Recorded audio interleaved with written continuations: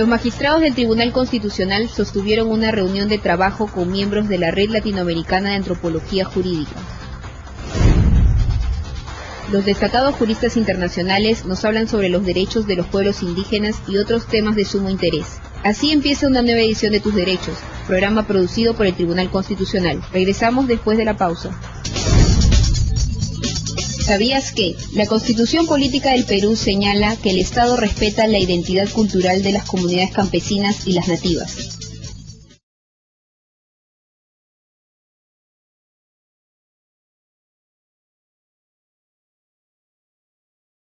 ¿Sabías que? El artículo 89 de la Constitución Política establece que las comunidades campesinas y las nativas son autónomas en su organización, en el trabajo comunal y en el uso y la libre disposición de sus tierras, así como en lo económico y administrativo dentro del marco que la ley establece. Con el propósito de intercambiar experiencias y reflexiones sobre temas relacionados a la consulta previa y la realidad de las comunidades indígenas y nativas en Latinoamérica, los magistrados del Tribunal Constitucional sostuvieron una reunión de trabajo con los miembros de la Red Latinoamericana de Antropología Jurídica. En la reunión que se desarrolló en la sala de audiencias del tribunal, estuvieron presentes Ricardo Beaumont, vicepresidente, los magistrados Fernando Calle y Óscar Urbiola, y por parte de la red estuvieron Bartolomé Clavero, jurista español, miembro del Foro Permanente de Naciones Unidas para las Cuestiones Indígenas, Rodolfo Stavenhagen, sociólogo mexicano, quien fue el primer relator de pueblos indígenas en las Naciones Unidas, y Nina Pacari, jueza de la Corte Constitucional de Ecuador, y los delegados de la red en el Perú, Soraya Irigoyen y Luis Francia. El magistrado Ricardo Beaumont tuvo a cargo las palabras de bienvenida y dio inicio al intercambio de opiniones sobre la temática de los derechos de los pueblos indígenas. Nuestros pueblos no conocen de que, por ejemplo, Venezuela se llama ahora República Bolivariana de Venezuela, y Ecuador, Estado plurinacional del Ecuador, ya no es República, Estado plurinacional. Y todos los avances que tienen ustedes allá en Ecuador, que son ejemplares, en Bolivia. Mire, en Bolivia, por ejemplo, ¿por qué le llaman habeas corpus? Allá llamarán habeas corpus, la acción de libertad. ¿Por qué tenemos que utilizar lenguajes latinos? Si allá en el segmento de nuestra población, ¿qué es eso de habeas data? Porque la gente se pregunta, que nuestra Constitución está ¿para quién? ¿Para nosotros, para un segmento o para la gran mayoría? Entonces hay muchas cosas. Nosotros, por ejemplo, acá, en la consulta que estamos conversando de las preocupaciones, el derecho de veto o no, las inversiones para las grandes mayorías del país, el derecho estatal, lo que usted decía del Estado legal de derecho al Estado constitucional de derecho, ¿no es cierto? O sea, que la Constitución, que tenga fuerza normativa, no una Constitución como la que estudiaba yo en el antiguo San Marcos, en mis clases, que me enseñaba el discípulo maestro Zamora Valdés, pero una Constitución para ponerle en un cuadro y colgar, porque no tenía fuerza normativa, sino una Constitución que sea una realidad, ¿no es cierto? Y, por ejemplo, las primeras veces que yo leía esto de comunidades no contactadas, ¿sabe qué dice? Aislamiento voluntario. Palabra que yo me irritaba. ¿Qué es eso de aislamiento voluntario? Son los vocablos que utiliza la ley. Bueno, pero aislamiento voluntario, ellos no están en aislamiento porque lo desean. Es un Estado. El Estado, nuestros Estados que los han mantenido marginados y excluidos. Entonces, aislamiento voluntario. Claro, yo digo, ¿y después con qué representan? ¿Cómo me aseguro yo que esa persona representa a estas comunidades no contactadas, de aislamiento voluntario, la representación, en términos legales, ¿no? De legalismo occidental? Es terrible. Nosotros quisiéramos hacer entrega. En este libro de Multiculturalidad y Constitución, este autor, Antonio Peña Junta, nos habla de temas muy importantes sobre la justicia en Aguaruna, en la justicia comunal Aguaruna, en el Alto Marañón. Y claro, cuando comenzamos a leer, revisamos, entre las cosas tan importantes de la Asamblea Comunal, la justicia especializada del juez Aguaruna, los acuerdos o decisiones, las conciliaciones o arreglos, y hablamos de las sanciones o penas, las sanciones, naturaleza de las sanciones. ¿Y saben los tipos de penas que hay en los Aguarunas acá en nuestra tierra peruana? El calabozo, o privación de la libertad. Luego el trabajo forzado. Luego el humeo en la cara y la toma de ayahuasca. Luego la ortigueada.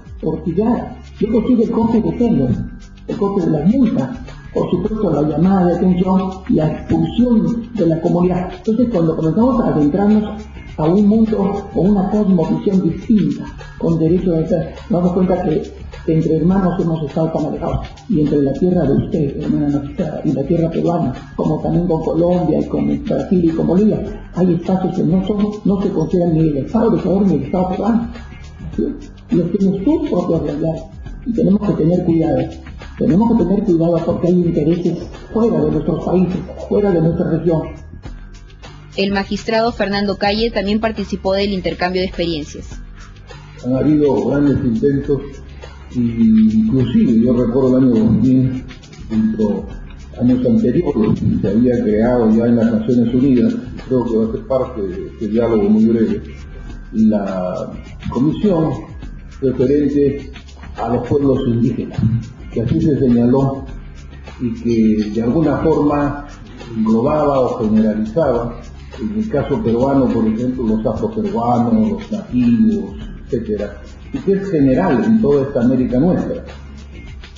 Así también vino después la decisión, la Convención 169 de la OIT, que es la que más ha motivado, y nosotros tenemos fresco inclusive, situaciones de conflicto social, como el caso de Bago y otros que son de corte mundial de reconocimiento. Y el tema de la consulta, que tengo referencias por colegas nuestros, que Europa en estos momentos está preocupando y está tratándose con mucha intensidad y que quizás quieren recoger, y qué mejor que la fuente de esta América mestiza nuestra para darles a sus inquietudes un panorama real de lo que esto significa dentro del molde legal constitucional y dentro de las limitaciones que tenemos como cortes constitucionales. Más aún cuando tanto Bolivia como nuestra hermana ecuatoriana han variado su constitución con relación a la elección de los miembros de la Corte Constitucional. Para mí es muy grato, y por eso me permito enviarle mi saludo a mi amigo el doctor Bruni, a Roberto Bruni, gran amigo mío y que además no deja acá decimos pueblito no en forma despectiva, ¿no? Sino su ciudad pequeña, que ahorita no recuerdo el nombre, Machala, pero él tiene un distrito muy pequeño, pero hemos conversado muchas veces y viene esta relación fundamental porque es parte del conflicto social de nuestro país. Entonces, nosotros hemos tenido aquí reuniones que han servido de mucho, creo, a nosotros magistrados para las sentencias que hemos dado sobre el tema de la convención o el convenio 99 con relación a la consulta, y que nos hemos ceñido a la versión de los miembros de la OIT, en el extremo de que estas decisiones, estas consultas no son vinculantes. América Latina es un país diverso, no solamente en cuanto a geografía, de mucha riqueza, sino diverso también en cuanto a razas, etnias, que se han mezclado y que han dado resultados de diferentes grupos sociales y que por sí presentan una serie de relaciones complejas, como se ha comentado la doctora Nina Pacari y también nuestro colega el doctor Fernando Calle. Es importante que en la interpretación de los derechos fundamentales nosotros podamos tener en cuenta los aspectos antropológicos, sociales, económicos que generan todos estos grupos sociales y que no pueden estar arreglados, sino que deben vivir conservando su identidad, sus costumbres, su cultura, en una integración adecuada que nos permita llevar una convivencia pacífica para alcanzar el desarrollo que todos esperamos. Yo saludo su presencia en este tribunal y espero que el evento que ustedes están celebrando en esta ciudad alcance el éxito que todos nosotros deseamos. La jueza Nina Pacari hizo uso de la palabra en representación de los visitantes. Señalar algunas de las cuestiones que en esta América Latina están dándose en materia de derecho constitucional. Sin duda creo que los pronunciamientos en distintas materias que han dado desde la Corte o del Tribunal Constitucional del Perú, de Colombia, de Argentina, Chile y en la ruta actual que ha entrado también el Ecuador, son sumamente importantes. En muchos de los casos han innovado doctrinas dependiendo de las realidades de cada uno de los países. pero creo que hay un tema que nos desconoce, y es en la medida en que ha sido definido el carácter del Estado como pluricultural. Y al ser pluriculturales, de hecho, implica que no quede en el ámbito de lo declarativo, sino cómo podemos hacer aplicable aquel principio al ejercicio desde el ámbito ejecutivo en lo pertinente a políticas públicas con una visión pluricultural, así como en el ámbito jurídico también desde lo que hoy ya es muy común el denominado pluralismo jurídico. Y que desde ese punto de vista, recuerdo desde sus inicios, la red latinoamericana de antropología jurídica, discutíamos mucho sobre las dimensiones de lo que ese pluralismo puede implicar para la doctrina jurisprudencial de los pueblos indígenas por un lado y por otro en el contexto de los estados nacionales. Sin duda, creemos que desde hace más de una década al momento ha corrido mucha reforma constitucional, valiosa, importante, en fin. Pero desde mi punto de vista ya de dirigente indígena, hoy en el tribunal, creo que es importante materializarla desde el punto de vista de la jurisprudencia constitucional.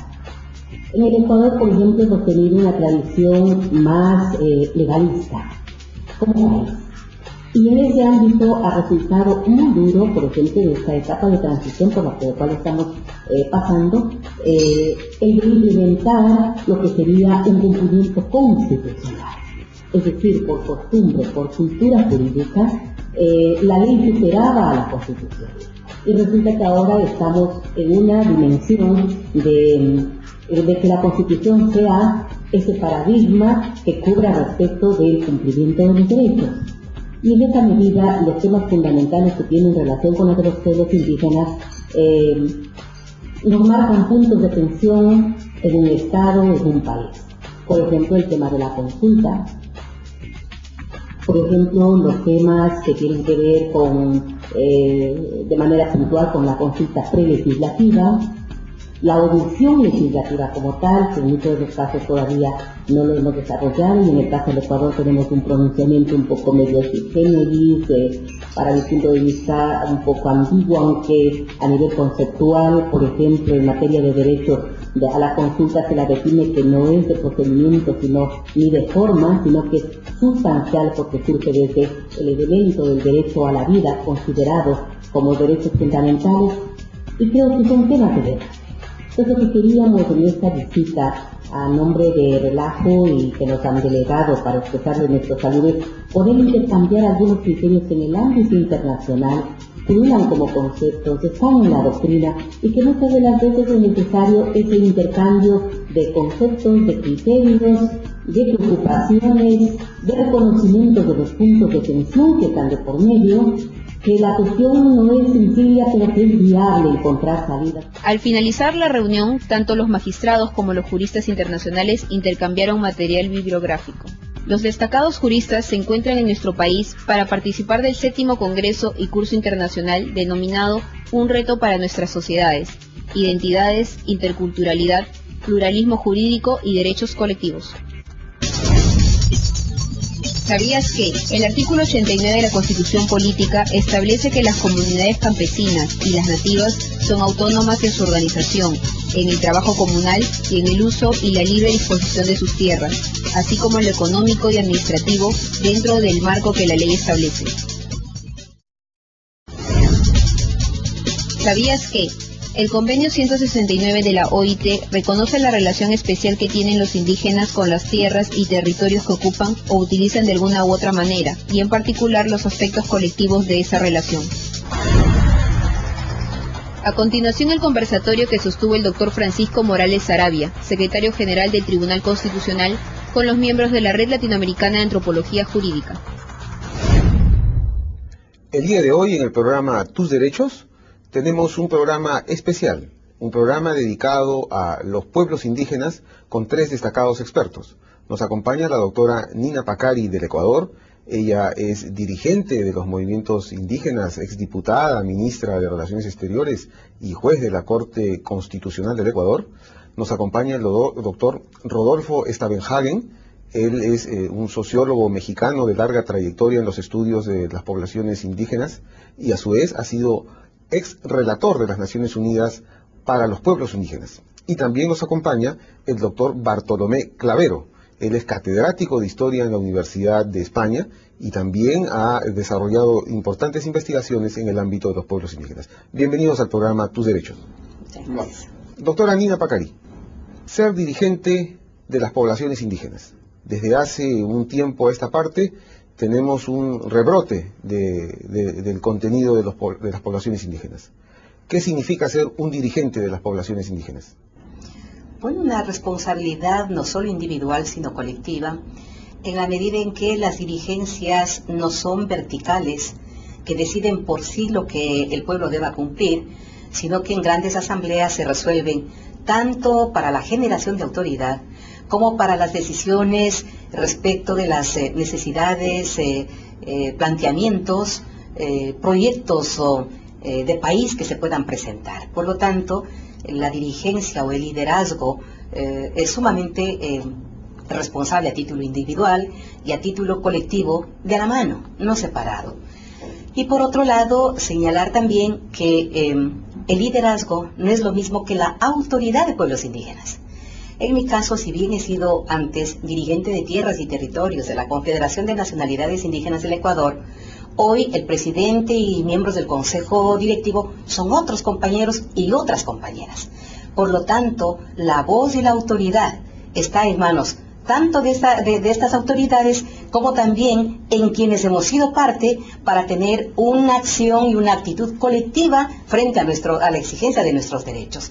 Por lo tanto, es una cuestión que no se reduce a una jerarquía vertical, sino a un ejercicio de poder horizontal, llamémoslo así, y eso es lo que permite que a nivel de los pueblos indígenas podamos, no obstante las dificultades y no obstante con el pasar de los tiempos, que en este caso sería más de 500 años, estemos de manera continua, no solo reclamando los derechos particulares o la reivindicación de algunos derechos, sino proponiendo cambios a los modelos de Estado, al modelo económico, en el ámbito de lo jurídico, y que algunas de estas ya están siendo plasmadas, por lo menos declarativamente, en las constituciones de nuestros países, como es el pluralismo jurídico. Por lo tanto, el ser líder o el ser autoridad es de mucha responsabilidad, tanto individual, colectiva, como lo que tendría que ver aquí como un punto central, la coherencia entre la palabra y el hecho. Es decir, una sabiduría en ejercicio, que es lo que debemos practicar en el verdadero liderazgo y en la verdadera autoridad. Un juez debe ser sabio, y usted es juez constitucional. ¿Esa condición no afecta su imparcialidad o su independencia? Justamente cuando se tiene una perspectiva en ese sentido y un proyecto de país, la cuestión argumentativa debe estar razonada no solo desde una forma de pensamiento que ha predominado siempre. Y no olvidemos que en nuestros países las sociedades han sido monoculturales, hegemónicas, de corte occidental, y que mucho se ha desplazado y se ha excluido a las distintas nacionalidades de los pueblos indígenas, que no es que solo tienen distintos idiomas, sino distintas formas de producir conocimiento. Por lo tanto, lo que debe estar en el debate en los países que se ha reconocido el carácter de la Constitución como pluriculturales o interculturales, es comenzar realmente a mantener un diálogo cognitivo, y un juez tiene que comenzar a interpretar desde ese horizonte. Puede ser de la diversidad cultural, pero también puede ser desde el enfoque de género, desde el enfoque generacional. ¿Qué podemos hacer en estos últimos tiempos, por ejemplo, desde el ámbito migratorio? Las sociedades no son estáticas, tienen elementos que se van innovando y otros que son tan ancestrales. Entonces el derecho debe estar al servicio para resolver esos problemas y que no esté como camisa de fuerza para atarnos en unas mentalidades coloniales. Entonces yo creo que hay que hacer un esfuerzo en ese sentido, y en el caso del Ecuador, de una cultura legalista Creo que el cambio constitucional del 2008 es que propendemos a que sea una cultura constitucional, que la Constitución sea de carácter normativa, de cumplimiento directo y que podamos hacerlo de manera eficaz, con las lecturas, como he señalado, de interpretaciones interculturales, y que no es una cuestión ya de discurso, sino que está constando en la ley de la función judicial, en la ley orgánica de garantías jurisdiccionales y control constitucional. Se han desarrollado ciertos principios que antes no se concebían ni en el derecho civil, ni en el derecho penal, pero que ahora constituyen la emergencia de esa nueva forma de pensar en lo normativo. Entonces yo creo que se está haciendo un esfuerzo y es posible hacerlo. Doctor Rodolfo Stagenbagen, usted ha tenido la suerte, el privilegio de ser relator especial de las Naciones Unidas para los pueblos indígenas. La OIT dio el convenio 169, pero una relatoría para pueblos indígenas también hoy está en el sistema interamericano. La Comisión Interamericana también tiene una relatoría de esta naturaleza. ¿Cómo está o cuál es la situación de las poblaciones indígenas a nivel del mundo o a nivel de las regiones? ¿Cómo evalúa usted este nuevo análisis, este nuevo comprender a las poblaciones indígenas o interrelacionarnos? La Comisión de Derechos Humanos de la ONU en el año 2001 crea por primera vez el mandato de relator especial para la situación de los pueblos indígenas, los derechos humanos de los pueblos indígenas en el mundo. Y esto se hizo a raíz de que las organizaciones indígenas que habían estado presentes desde hace años en el grupo de trabajo que se había creado en la Comisión de Derechos Humanos de la ONU y en otras instancias, habían insistido mucho de que por el hecho de que habían sido prácticamente ignorados y olvidados en la esfera de los derechos humanos del sistema de Naciones Unidas, de que se creara pues el puesto de relator especial, como los hay sobre otros temas y otros países también en Naciones Unidas. Y a mí me tocó efectivamente, como usted dice, el privilegio de ser nombrado por la Comisión de Derechos Humanos en aquel tiempo como primer relator para esta actividad.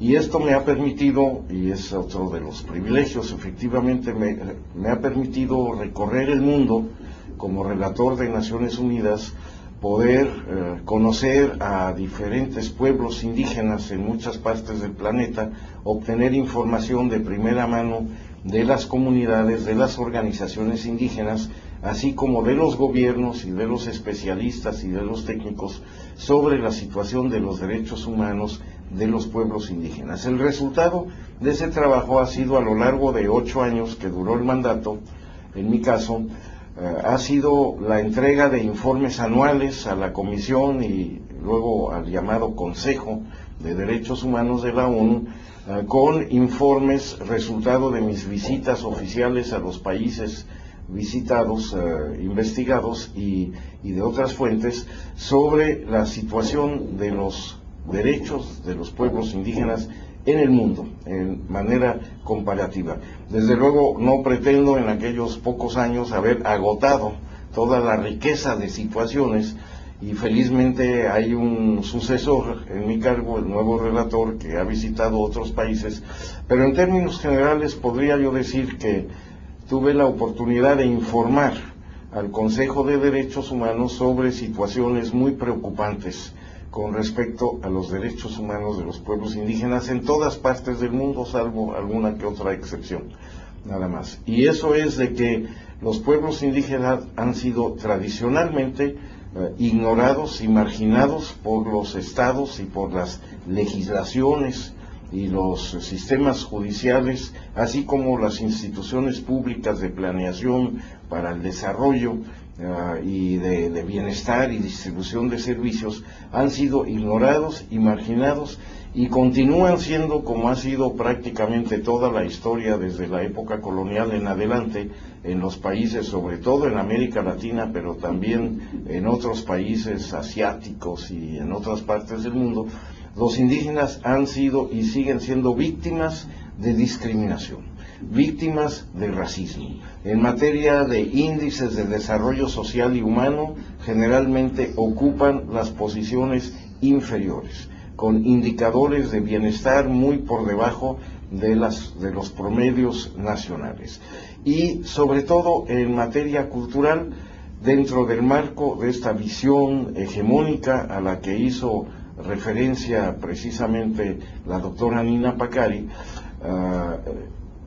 la visión hegemónica ha sido que los indígenas deben integrarse, deben ser subordinados, deben ser asimilados a la cultura dominante, a la cultura hegemónica de un país que en el caso de los países latinoamericanos pues llamamos la cultura occidental, introducida en estos territorios desde la época colonial por los conquistadores y los colonizadores, pero que en otras partes se refiere a prácticamente lo mismo, que es una cultura de grupos dominantes o mayoritarios en algún caso, que a lo largo de la historia han podido colonizar, han podido establecerse en zonas indígenas y que han obligado a los indígenas a conformarse a un modelo cultural ajeno, incluso a un modelo judicial y constitucional y legislativo ajeno a sus propias culturas. Situación preocupante de los pueblos indígenas, discriminación, índices de desarrollo pobres. Doctor Clavero, usted como historiador del derecho e historiador, ¿qué perspectiva ve para este siglo XXI sobre esta problemática, la relación Occidente? Recordemos que, de todas maneras, América Latina es en un sector muy importante occidental. Occidente, ¿qué tareas tiene frente a las poblaciones indígenas? Debemos pasar de una relación de, como decían los invitados, de tratar de asimilar estas culturas, de creer que son inferiores. ¿Hay un plano de igualdad? ¿Cómo es este diálogo intercultural, por decirlo de alguna manera? Sí, efectivamente, llamemos Occidente a la cultura de matriz europea, la cultura de Europa y la cultura procedente de Europa, que también es dominante en algunos otros continentes y en parte también de otros archipiélagos y de continentes también, en el sentido de la hegemonía de la que ya han hablado la doctora Nina Pacari y el doctor Rodolfo Stavenhagen. Al fin y al cabo Europa es una península occidental del gran continente asiático, pero que históricamente siempre ha tendido a actuar como si ella fuera un continente exento con vocación de dominar a toda la humanidad, ¿no? Históricamente ha habido siempre un planteamiento europeo de carácter que hoy podríamos llamar supremacista, en el sentido de que Europa siempre, desde los siglos que en Europa fueron los siglos medievales, que cuando empezó la expansión exterior a Europa, en cierto sentido también en los siglos antiguos ya hubo algo parecido, pero no con la importancia que va a cobrar luego. Europa se ha atribuido históricamente, por decirlo así, el derecho a invadir otros continentes, el derecho a imponerse a otras culturas. Dicho de otra forma, Europa no ha sido proclive nunca a reconocer el derecho de los pueblos extraeuropeos a controlar la inmigración, el derecho a prestar consentimiento y prestarlo conforme a tales condiciones según sus propias culturas, en garantía de su propia reproducción frente a la presencia europea, la presencia expansiva europea. Siempre se ha atribuido el poder, el derecho, incluso la obligación de invadir otros continentes sin tener en cuenta la existencia de pueblos y sin respetar el consentimiento y la posición de esos pueblos, ¿no? Históricamente, durante mucho tiempo se lo planteaba en términos de religión, luego posteriormente se ha planteado en términos de civilización, incluso hoy se diga o no se diga así, pues sigue planteándose ese supremacismo de matriz europea en términos de civilización. Los términos de civilización son los términos en virtud de los cuales las culturas de matriz no europea se consideran culturas inferiores, culturas llamadas a desaparecer o culturas llamadas a subordinarse a la cultura europea. El gran reto que hoy se plantea desde el punto de vista de las culturas no europeas y que está planteado desde el momento en que Naciones Unidas proclamará de la Declaración Universal de Derechos Humanos es el reto de la igualdad entre las culturas y una interculturalidad que no sea desigual, ¿no? Una interculturalidad que respete en los mismos términos las culturas y los derechos, el derecho a propio territorio, etcétera, de todos los pueblos en esta humanidad, que es un reto candente en América, en todas las Américas, porque precisamente América sigue siendo un continente constitutivamente colonizado. Los estados independientes de América lo formaron los colonizadores, tampoco en ese momento requirieron el consentimiento ni lo tuvieron de los pueblos indígenas, no trataron a los pueblos indígenas en términos de igualdad para la constitución de los estados, y de esos estados supremacistas pues siguen procediendo, son herederos de los estados actuales en América. Luego aquí el reto es especialmente candente. Incluso el supremacismo europeo llega a los términos siguientes, que no solo se palpan en Europa, sobre todo cuando uno estudia derechos o una persona estudia derechos, sino también aquí en América Latina, cuya tradición jurídica sigue siendo predominantemente la de matriz europea, que me refiero al punto de que normalmente la cultura de matriz europea, ya en términos jurídicos, suele considerar que los derechos humanos son una aportación de Europa a la humanidad.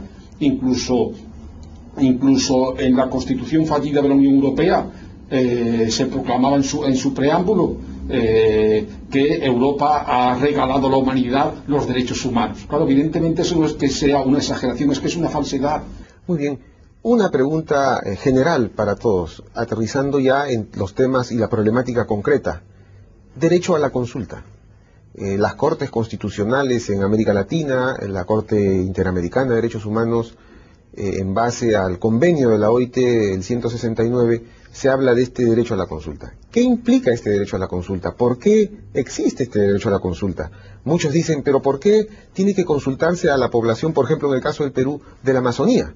Ellos solo son 500.000 de peruanos y nosotros somos más. Entonces, ¿por qué les vamos a consultar? Doctora Pacari. Bueno, ese ha sido un debate antiguo en el Ecuador y la consulta venía siendo argumentada, vista desde un enfoque meramente occidental. Entonces, una forma de consulta, el referéndum y para toda la población. Pero resulta que no se puede hacer de la misma forma la consulta a los pueblos indígenas, comenzando por territorio, por idiomas, porque caso contrario simplemente son excluidos. Entonces, a diferencia de las constituciones anteriores, la constitución actual reconoce dos tipos de consulta para pueblos indígenas y una para la población en general. Es decir, si a la usanza occidental el Parlamento, antes de expedir una ley, consulta con la sociedad civil de acuerdo a las formas y costumbres de la sociedad civil occidental, está consultando. Puede ser referéndum, talleres, en fin.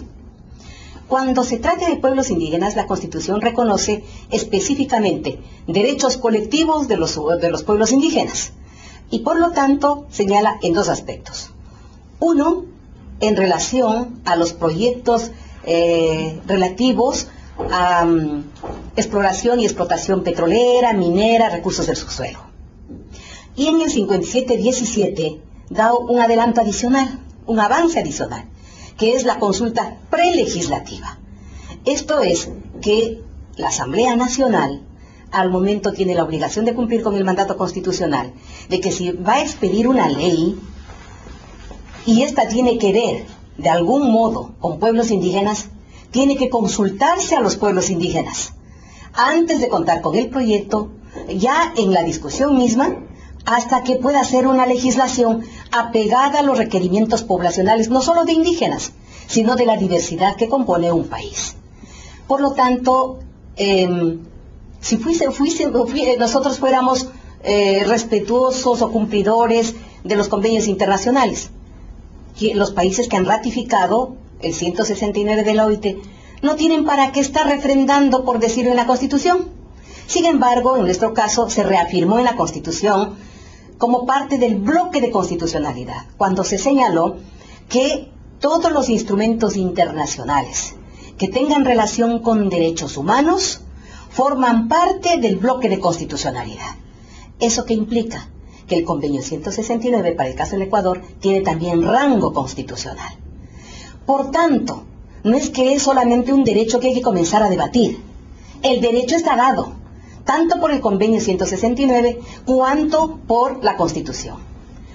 Doctor Rodolfo Stagenbagen, usted cuando pudo investigar y ver la situación en el mundo de los pueblos indígenas, ¿el derecho a la consulta es un tema solamente de América Latina?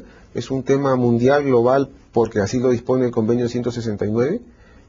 ¿Y por qué razón existe el derecho a la consulta? También en esta misma dinámica.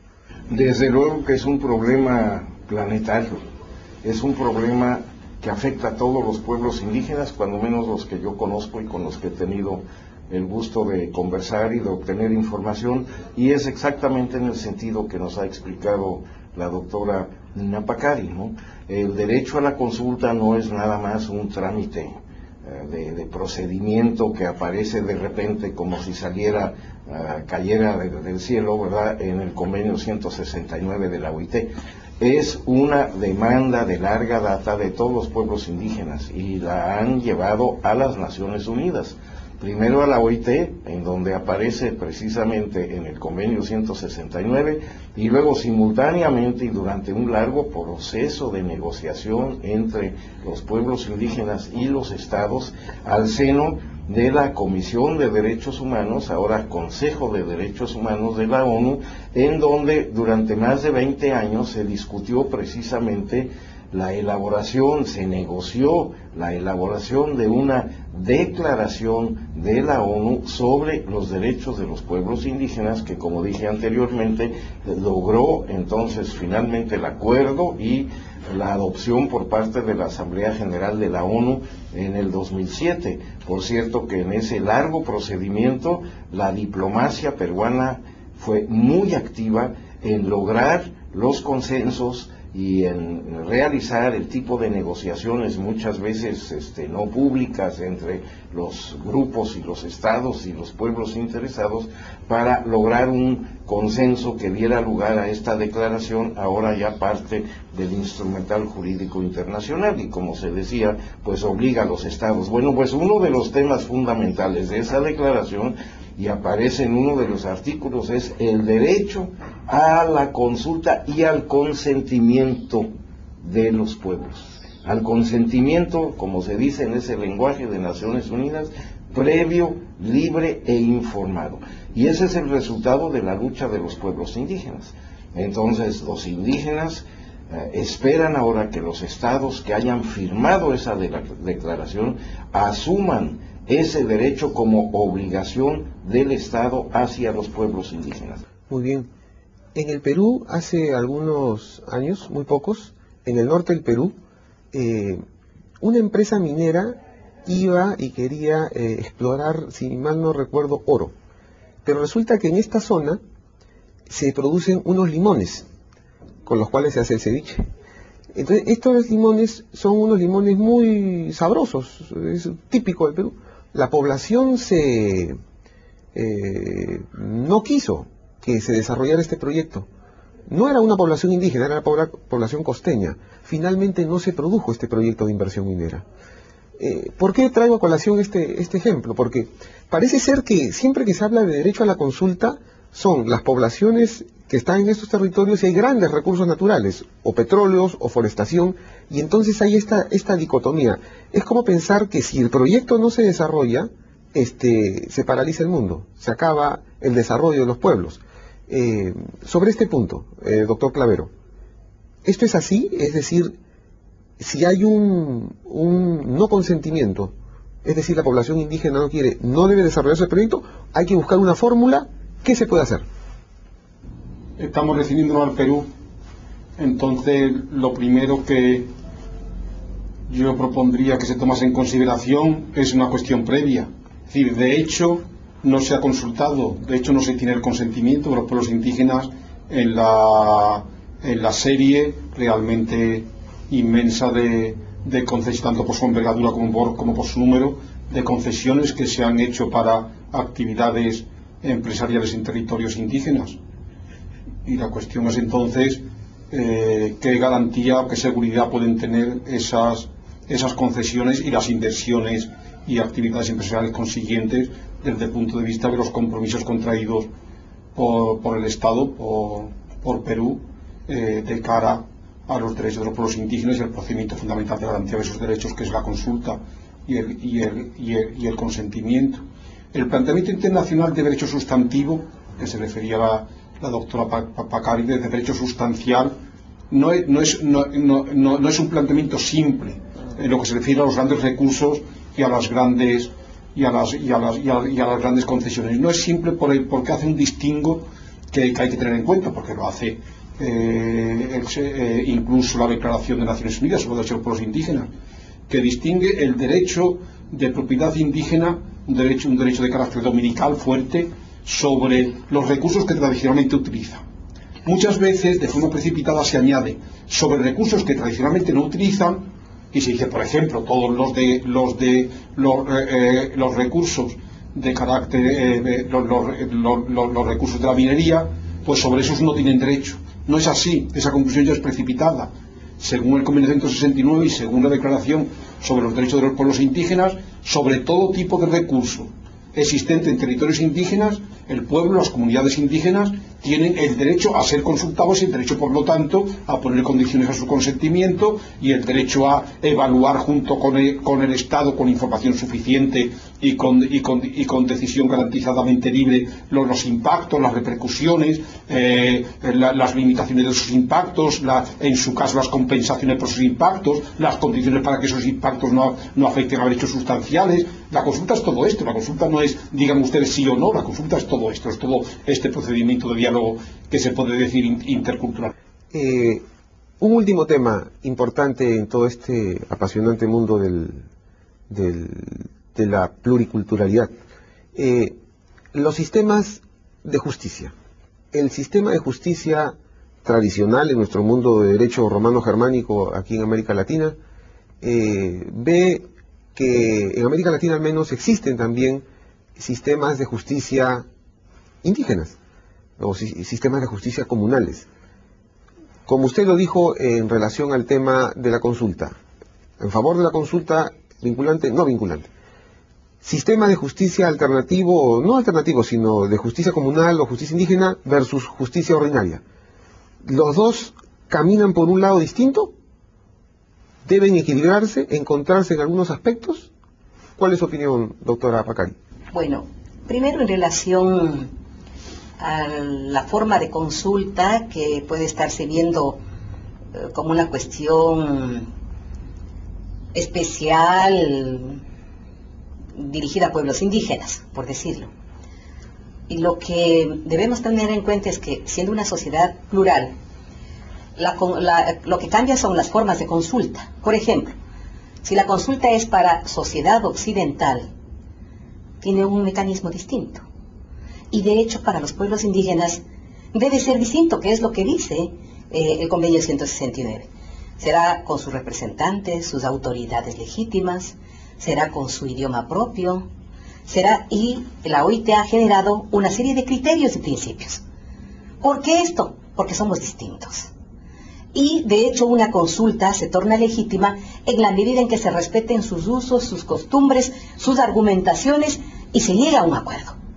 Por lo tanto, tiene que estar necesariamente diferenciado, porque la unidad no es lo mismo que uniformidad, sino que nos hemos declarado como sociedades que debemos construir la unidad en la diversidad. Creo que es uno de los parámetros que hemos pensado para nuestros países. Ahora, ya respecto de la justicia indígena, de hecho, ya es parte del reconocimiento en nuestros sistemas constitucionales. Y se reconoce la justicia ordinaria como tal y la justicia de los propios pueblos indígenas. Y hay una razón básica. No es una cuestión de novelería, de ahora, sino que la Constitución recoge, materializa jurídicamente el principio de continuidad histórica. Esto es, los pueblos originarios permanentemente, no obstante la colonización, la república, en fin, han venido practicando la justicia indígena, que responde a sus códigos culturales, a sus nociones de epistemologías, que no es del mismo modo como lo comprende la sociedad hegemónica occidental. Por lo tanto, los conflictos son resueltos con sus autoridades, con sus costumbres, con sus derechos, con sus procedimientos, es decir, un debido proceso que tienen las sociedades indígenas. Lo que sí señala también las constituciones que han reconocido ese pluralismo jurídico es la obligación de la coordinación entre las autoridades. Y ese todavía se constituye en un punto de tensión, porque los magistrados, jueces, fiscales que están acostumbrados a la hegemonía quieren imponer lo suyo, su visión y nada más. Y en este mismo momento, en el caso del Ecuador, una comunidad indígena llamada La Cocha resolvió un caso de homicidio. Lo resolvió con su procedimiento, con sus autoridades, con sus costumbres, con sus normas, en fin. Pero los jueces han iniciado procesos judiciales en contra de las autoridades, porque han administrado justicia. ¿Y ahí quién está fallando? El juez, que no quiere aplicar la Constitución porque está acostumbrado a otra noción y sobre todo a ser soberbio, prepotente y a creer que solamente la noción occidental y la forma como se concibe el ejercicio del derecho es el único que vale. Y la Constitución ya le dice que no.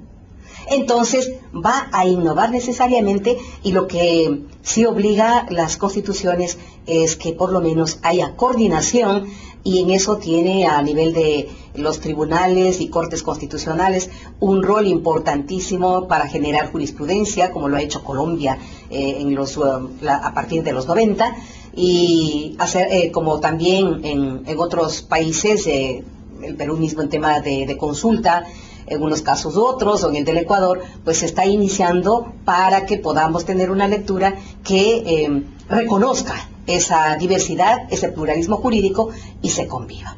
Entonces, yo creo que no es una cuestión ni de ir de manera paralela, ni es una cuestión de creer que una de los dos sistemas o de los varios sistemas sea superior o inferior, de ninguna manera, sino que convivan el pluralismo jurídico como tal.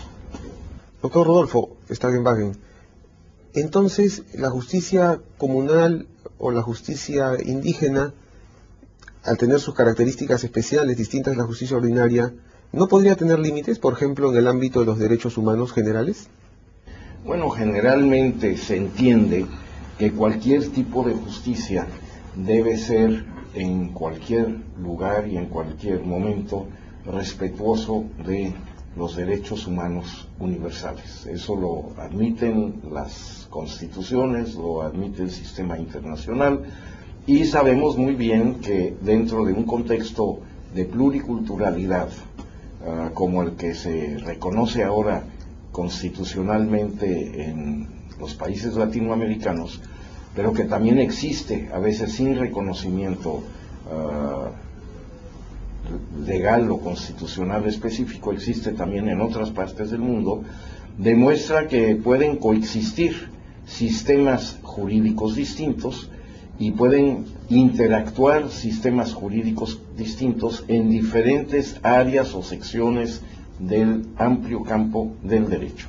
Y efectivamente, en lo que se refiere a, por ejemplo, penas corporales, ¿no?, que se menciona muchas veces como un caso, ¿no?, se dice, bueno, hay jurisdicciones indígenas o jurisdicciones comunales donde se aplican todavía penas corporales que irían en contra de las normas internacionales correspondientes de respecto a la integridad física de la persona, etcétera. Digamos también que en otras partes del mundo sucede exactamente lo mismo. Hay sistemas judiciales de estados que son distinguidos miembros fundadores de las Naciones Unidas y que no han modificado sus sistemas jurídicos, y nadie parece molestarse por eso. Entonces uno se pregunta por qué de repente, ¿verdad?, en América Latina, cuando hay un caso de alguna comunidad, ¿verdad?, en algún momento donde se tiene noticia de que hubo una pena corpórea, bueno, eso descalifica todo el sistema de justicia indígena, y eso es falso, eso no es cierto, porque como aquí ha dicho la doctora Pacari, y lo hemos visto, y la literatura al respecto es amplia y contundente, ¿no?, es por el contrario, ¿no? La justicia comunal tradicional indígena en América Latina, o campesina, como se quiera llamar, pero es básicamente comunal y local, es decir, en ese sentido distinta a la que prescribe el sistema jurídico de tipo occidental, es mucho menos represiva, ¿no?, que el sistema occidental, sino al contrario, el objetivo de la justicia es mantener la armonía en la comunidad, mantener la convivencia pacífica en la comunidad. La literatura etnográfica de los últimos 50 años está llena de ejemplos que muestran que esa es la gran constante de la justicia indígena, que, como dice la doctora Pacari, ha existido en este continente mucho antes de la colonia, mucho antes de la creación de las repúblicas independientes y mucho antes del discurso universal de los derechos humanos en el cual estamos involucrados ahora. Pluralismo jurídico en relación a la justicia de los pueblos indígenas, pero también hay un pluralismo jurídico, por ejemplo, en la Unión Europea. Ahí está el derecho comunitario, los derechos nacionales. Si existen técnicas y mecanismos para armonizar el derecho europeo, ¿no habrían fórmulas para también armonizar estos derechos, o es que no son compatibles? Doctor Clavero. Bueno, hay problemáticas comunes, pero los problemas de fondo no son los mismos. Es decir, pluralismo jurídico, dicho en términos genéricos, puede significando siempre pluralidad y coexistencia, no siempre convivencia, de sistemas jurídicos distintos, no siempre significan lo mismo a otros efectos. Por ejemplo, un sistema netamente pluralista es el sistema colonial. Normalmente en el colonialismo no se destruyen los sistemas jurídicos de los pueblos dominados, sino que se limitan, se reducen, se controlan, se condicionan de forma que funcionen sin plantear ningún reto al dominio colonial. Y ahí se crean situaciones a veces enormemente pluralistas. Incluso hay teóricos del derecho que han querido sacar enseñanzas o lecciones para un pluralismo jurídico democrático del pluralismo colonial, que en la línea de decir que al fin y al cabo Europa y la expansión europea nunca ha sido tan monista como se pretende, sino que siempre ha tendido a crear situaciones pluralistas. Pero claro, hay pluralismos y pluralismos, ¿no? Y la gran diferencia actual entre el pluralismo jurídico europeo, que es efectivo y a veces es muy complejo o digamos sofisticado, ¿no? Porque de esos niveles, porque está el derecho comunitario europeo, está el derecho de los estados y está el derecho también de muchas regiones que en diverso grado a lo ancho de Europa son autónomas, tienen instituciones propias, tienen incluso a veces medios específicos de acomodación en el sistema europeo a través del Comité de Regiones, luego que es muy plural y muy sofisticado. Pero la gran diferencia con América es que América tiene el reto de lograr un pluralismo jurídico en términos de igualdad entre la pluralidad de sistemas, superando la situación que todavía se arrastra del pluralismo jurídico colonial. Si los sistemas jurídicos y los procedimientos jurídicos de pueblos y de culturas indígenas, de hecho, incluso en estados cuyas constituciones reconocen el pluralismo jurídico, reconocen la multietnicidad y demás, y la pluriculturalidad, de hecho, siguen estando en una posición que guarda todavía bastante relación con lo que fue el pluralismo jurídico colonial. Están en una situación de acoso, a veces incluso todavía de hostigamiento, una situación de reducción de espacios, de fuerte subordinación, de incapacitación por parte del sistema jurídico dominante, que no quita que la situación sea pluralista y de pluralismo jurídico, pero de un pluralismo jurídico que no es todavía el pluralismo jurídico en pie de igualdad y en pie de diálogo intercultural permanente, que es el gran reto en las Américas, ¿no? Por eso digo, es decir, pluralismo jurídico hay muchos, y a veces hay pluralismo jurídico puede ser muy negativos, y la problemática ya más concreta del pluralismo jurídico europeo pues está planteado en otros términos. Ahí ya no hay situaciones coloniales, que en casos las hubo dentro incluso de Europa, ¿no? Mientras que la situación de hecho colonial, la llamemos como la llamemos, de los pueblos y culturas indígenas en América sigue siendo una situación más extendida, más normal, ¿no? Incluso vuelvo a repetir, en estados que reconocen teóricamente en otros términos el pluralismo jurídico. Sí, no son extrapolables. Bueno, ha sido realmente un gusto tenerlos en nuestro programa Tus Derechos, esta vez para abordar estos temas de los pueblos indígenas, del pluriculturalismo, del multiculturalismo legal. Doctora Pacari, doctor Stagenwagen y doctor Clavero, muchísimas gracias por su visita aquí al Perú y a nuestro programa Tus Derechos. Bien amigos, hoy tuvimos un informe sobre la reunión de trabajo sostenida por los magistrados del Tribunal Constitucional con destacados juristas internacionales y el conversatorio con los miembros de la Red Latinoamericana de Antropología Jurídica. Esperamos que el programa haya sido de su agrado y nos vemos la próxima semana.